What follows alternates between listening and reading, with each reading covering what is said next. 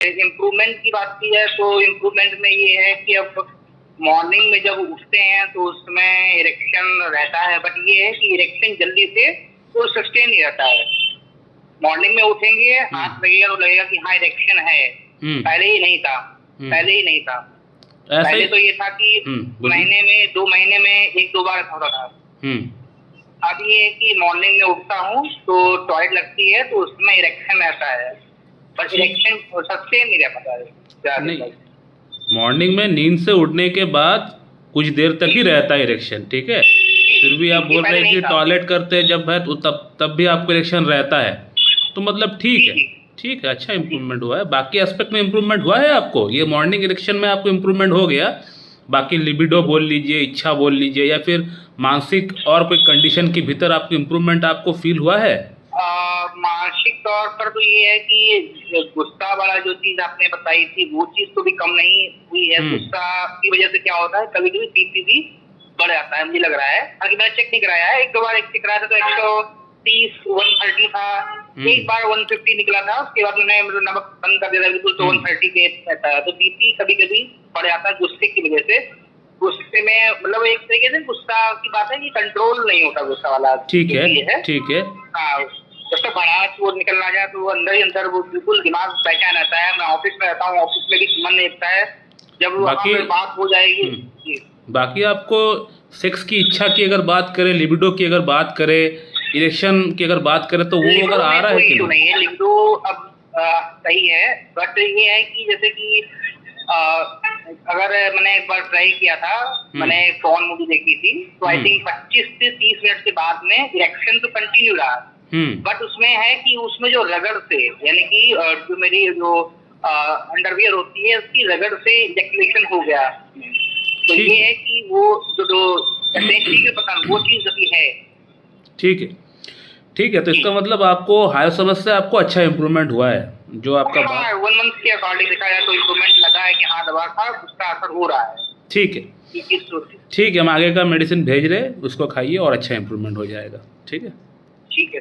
नमस्कार दोस्तों, अभी आपने जिस पेशेंट का आवाज़ सुना, इस पेशेंट को basically erectile dysfunction, low libido, premature ejaculation की प्रॉब्लम, मॉर्निंग इरेक्शन का ना आना, और साथ ही साथ कुछ मानसिक समस्याएं भी थी, जैसे कि इनको गुस्सा बहुत ज़्यादा आता है, लोगों के साथ झगड़ा करने का मन होता है, थोड़ा सस्पिशियसनेस है पेशेंट का अंदर, किसी पे भरोसा नहीं कर पाता है, तो इस तरह का मानसिक समस्याएं भी कुछ थी।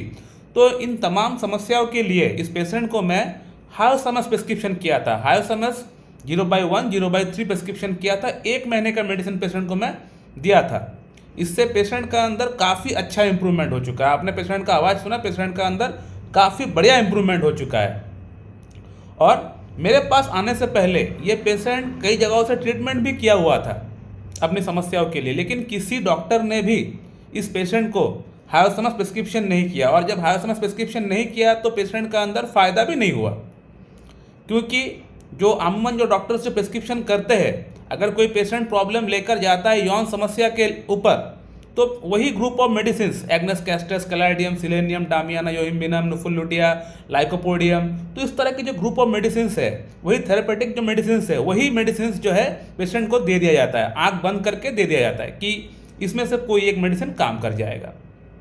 अगर कोई पेशेंट अगर आता है चर्म रोग लेकर, सल्फर या फिर सोराइनम दे दिया जाता है। अगर कोई हड्डियों में कोई पेन लेकर अगर आता है, अगर बैकबोन में दर्द लेकर आता है, तो वही रूटारस्टेक दे दिया जाता है। तो इस तरह के जो थेरेपेटिक वे में जो ट्रीटमेंट चलता हुआ आ रहा है, ये गलत है। मैं बहुत बार आप लोगों को बोल चुका हूँ कि जब तक आप पेशेंट को एज ए होल नहीं देखोगे, जो पेशेंट आपके सामने बैठा हुआ है उसका totality, mental symptoms, physical generals, उसका क्या क्या सिम्टम्स है, कौन कौन सी कॉन्कर्विडेंस है, क्या क्या मोडालिटीज़ है, अगर वो सभी पिकुलर सिम्टम्स, वो टोटालिटी जो उनका मेंटल सिम्टम्स जो इंडिकेट कर रहा है, उन सभी सिम्टम्स को कलेक्ट करके अगर जब तक आप सिंगल मेडिसिन प्रिस्क्रिप्शन नहीं करोगे पेशेंट को, तब तक आपका पेशेंट का प्रॉब्लम ठीक नहीं होने वाला है। ये मैं अक्सर बोल चुका हूँ, बहुत बार बोल चुका हूँ। उसमें से ये एक एग्जाम्पल है। पेशेंट को हायोसमस किसी ने भी नहीं दिया तो पेशेंट को फ़ायदा भी नहीं हुआ, और जैसे ही मैंने पेशेंट को हायोसमस प्रिस्क्रिप्शन कर दिया तो पेशेंट का अंदर ओवरऑल इंप्रूवमेंट होना स्टार्ट हो गया। मानसिक कुछ कंडीशन में इंप्रूवमेंट कम हुआ है, लेकिन पोटेंसी को बढ़ा दूंगा तो वो भी होना स्टार्ट हो जाएगा। तो इसीलिए मैं कहता हूँ कि होम्योपैथी में अगर आपको प्रिस्क्रिप्शन करना है, अगर आप डॉक्टर है, अगर आप स्टूडेंट है, तो हमेशा आप प्रयास करिएगा पेशेंट का टोटालिटी का ऊपर बेस करके सिंगल मेडिसिन ही आपको प्रिस्क्रिप्शन करना है अपने पेशेंट के लिए। और अगर आप एक पेशेंट है तो आपका भी रिस्पॉन्सिबिलिटी होता है कि जिस भी डॉक्टर के पास आप गए हैं, अगर वो डॉक्टर आपका ढंग से केस टेकिंग नहीं किया है, कोई क्वेश्चन नहीं पूछा है आपको, सिर्फ आपने बताया कि आपको ये फलाना प्रॉब्लम है और मेडिसिन लिखना स्टार्ट कर दिए, मेडिसिन बनाना स्टार्ट कर दिए, 10, 15, 20 मेडिसिन आपको एक समय में एक एक दिन में अगर आपको लेने के लिए बोल रहा है, तो आप समझ जाइए कि वो डॉक्टर झोला छाप है, उनका मेडिसिन आपको नहीं खाना है। तुरंत उनको मुंह पे बोल दीजिए कि आपका मेडिसिन हम नहीं खाएंगे और वहाँ से उठकर आ जाइए, वो डॉक्टर जेन्युइन नहीं है। तो जिस डॉक्टर के पास जाएंगे वो डॉक्टर आपको क्वेश्चन करेगा, जो डिजीज़ है उसके रिगार्डिंग कुछ क्वेश्चन करेगा, जो डिजीज़ नहीं है उसको छोड़कर भी कुछ अलग क्वेश्चन करेगा। तो वो सब क्वेश्चन का आंसर आप देंगे, देने के बाद जो दवा का सिलेक्शन होगा उसमें हार्डली 1 या 2 दवा आपको डॉक्टर साहब दे सकता है।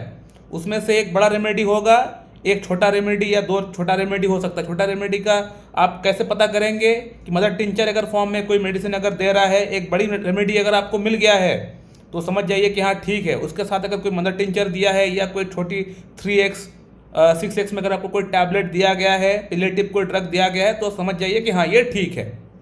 एक मेन मेडिसिन लाइकोपोडियम दे दिया, उसके साथ हो सकता है आपको कोई और मेडिसिन मदर टिंचर में दे दिया, हो सकता है आपको हाइड्रोस्टिस पेट की प्रॉब्लम है तो आपको हाइड्रोस्टिस आपको दे दिया, आपको पेट साफ नहीं होता तो चलो हाइड्रोस्टिस आपको लिख दिए, ठीक है आप लीजिए, कोई दिक्कत परेशानी नहीं है, इस तरह का चल सकता है प्रिस्क्रिप्शन।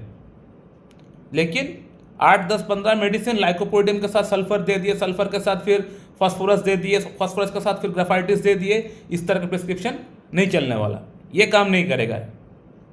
तो आपका भी रिस्पॉन्सिबिलिटी होता है, आपको भी देखना पड़ेगा कि जिस डॉक्टर के पास हम गए हैं वो डॉक्टर आखिरकार किस तरह का प्रिस्क्रिप्शन कर रहा है, वो क्वेश्चन आंसर आपसे किए हैं कि नहीं, क्रॉस क्वेश्चन आपको किए हैं कि नहीं, ये आपका रिस्पॉन्सिबिलिटी होता है देखने के लिए। और इस पेशेंट की अगर बात करें कि इस पेशेंट को क्यों मैं हाल समय प्रिस्क्रिप्शन किया हूँ, तो इस पेशेंट का अंदर बेसिकली सस्पिशियसनेस बहुत ज़्यादा है, किसी को भी ट्रस्ट नहीं कर पाता है, अपना बॉस को, अपना वाइफ को, अपना घर वाले को, किसी को भी ये ट्रस्ट नहीं करता जल्दी। सस्पिशियस, हमेशा मन में एक डर लगा हुआ रहता है, लगता है कि कहीं ना कहीं ये मुझे धोखा देने वाला है, तो ये डर, सस्पिशियसनेस हमेशा लगता है इनको, ये एक कारण हो गया। सेकंड है शो ऑफ करना, बड़ा शो ऑफ करता है, मेरे पास ये है, मेरे पास वो है, मेरे पास गोल्ड रिंग है, गोल्ड चेन है, उसको थोड़ा शो ऑफ करके दिखाने का मन करता है।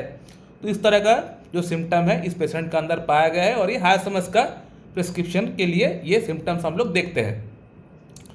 थर्ड सिम्टम की अगर बात करें, पेशेंट को झगड़ा करने का मन होता है, यानी छोटी सी अगर बात है, कोई अगर सामने वाला कुछ कर दिया तो उसको छोटी सी बात को हम लोग ऐसे भी उसको हम लोग टैकल कर सकते हैं, लेकिन इसका जो पेशेंट है वो उस बात को बढ़ा चढ़ा कर दिखाएगा और उससे झगड़ा करेगा, इसको झगड़ा करने का मन करता है, हमेशा क्विरलसम, यानी इसका जो माइंड है वो हमेशा झगड़ा करने का इसको अच्छा लगता है। यानी कोई बंदा अगर किसी को, इसको अगर कुछ अगर बोल दे, छोटी सी बात कुछ इसको अगर हर्ट हो जाए तो वो इसको बदला लेके छोड़ता है, यानी उसके साथ ये झगड़ा करेगा ही करेगा। छोटी सी बात है उसको लेके कोई झगड़ा नहीं करेगा, कोई अगर और पेशेंट होता झगड़ा नहीं करता, लेकिन ये झगड़ा करेगा। तो मेरा ये पेशेंट का अंदर भी ये सिम्टम्स पाया गया है। इसके अलावा लैसिवियसनेस, यानी हर एक महिला के प्रति एक आकर्षकता जो होती है, नॉर्मल आकर्षकता अलग होती है, एक एबनॉर्मल आकर्षकता अलग होती है। आज इसको अच्छा लगा, कल उसको अच्छा लग गया, परसों उसको अच्छा लग गया, घर के अगल बगल जो लेडीज़ है सबको अच्छा लगना लग गया, तो ये गलत है, ये लैसिवियसनेस इसको हम लोग बोलते हैं। इस तरह की जो थॉट्स है, यानी एक्सेसिव जो डिज़ायर है, वो मेडोराइनम में और हाई समझ में पाई जाती है। और इसका पेशेंट गाली गलौज करता है, यानी छोटी सी बात को लेके ये गाली गलौज करना स्टार्ट कर देगा, इसका मुंह से तुरंत गाली निकल जाएगा, चाहे आसपास कोई भी हो उसको उससे कोई मतलब नहीं है, इसका मुंह से गाली हमेशा निकलता है और दूसरों को ये श्राप देने का मन करता है इसका पेशेंट को। तो ये सब सिम्टम पेशेंट का अंदर पाया गया है, इसीलिए पेशेंट को मैं हाई समझ प्रिस्क्रिप्शन किया हूँ और हाई समझ ने अच्छा काम किया है। सो माय डियर फ्रेंड, मैं इस वीडियो को यहीं पे एंड करता हूँ। अगर आप लोग के मन में कोई सवाल है तो आप लोग कर सकते हैं, मैं आप लोग को रिप्लाई वहाँ पे दे दूँगा। So thank you very much and have a good day.